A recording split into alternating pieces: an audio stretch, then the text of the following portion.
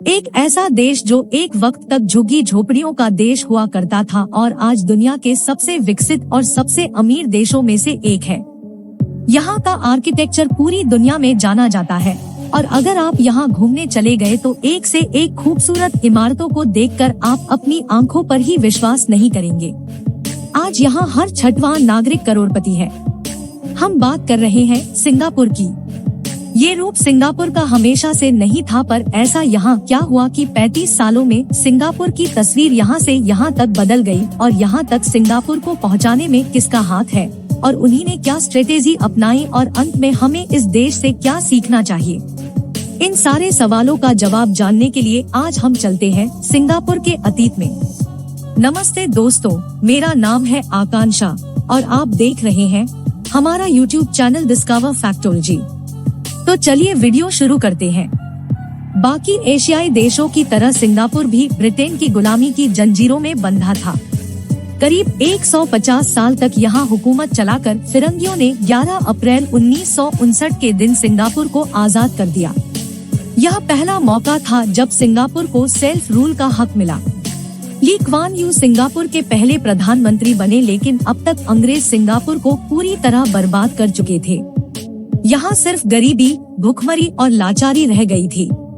यहाँ की 80% आबादी झुग्गियों में रहती थी। चूँकि सिंगापुर एक छोटा सा टापू था, इसीलिए उसने पास खुद की अर्थव्यवस्था को आगे बढ़ाने के लिए कोई ऑप्शन नहीं था।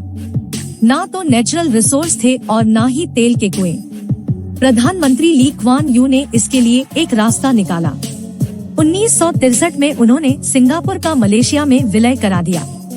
उन्हें लगा कि मलेशिया से जुड़ने के बाद देश पटरी में आ जाएगा, लेकिन हुआ इसका ठीक उल्टा।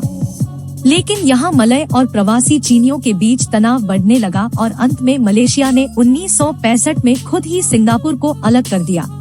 उस वक्त देश की 70% आबादी गरीब थी और उनके पास इस गरीबी से निजात पाने के लिए कोई जरिया नहीं था।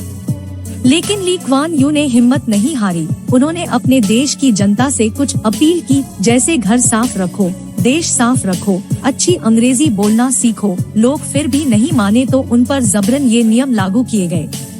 एक समय ऐसा भी आया जब सिंगापुर में च्युइंगम थूकने पर भी सजा दी जाने लगी। चोरी डकैती, हत्या या कोई भी मामूली क्राइम करने वालों को जेल में ठूसा जाने लगा। जो सरकार के खिलाफ आवाज उठाते उसकी संपत्ति जब्त कर ली जाती। जिसका डर था वही हुआ। ली क्वान यू सिंगापुर के तानाशाह बन गए, लेकिन इसी तानाशाह ने सिंगापुर में उद्योगों को प्राथमिकता देनी शुरू की। आसान दरों में लोन दिए। लोग बाहर से आकर सिंगापुर में बिजनेस स्टैब्लिश करने लगे। 1966 में सरकार ने जमीन अधिग्रहण का कानून पेश किया। जमीन खरीदकर सरकारी मकान बनवाए गए और सस्ती कीमतों में लोगों को दिए गए। हर कर्मचारी की 25% सैलरी को सरकारी सेविंग स्कीम में जमा किया जाना शुरू किया गया। इसी स्कीम से सिंगापुर के 80% लोगों को उनका पक्का घर मिला और बैंक में पैसे जमा मिले। लोगों ने सिंगापुर में इन्वेस्ट करना शुरू किया। चीन, हांगकांग, ताइवान ने यहाँ खूब इन्वेस्ट किया। 10 साल के अंदर सिंगापुर में बेरोजगारी और गरीबी खत्म हो गई। यहाँ सरकारी कर्मचारियों को इतनी सैलरी दी जाने लगी कि उन्हें भ्रष्टाचार करने की जरूरत नहीं पड़ी।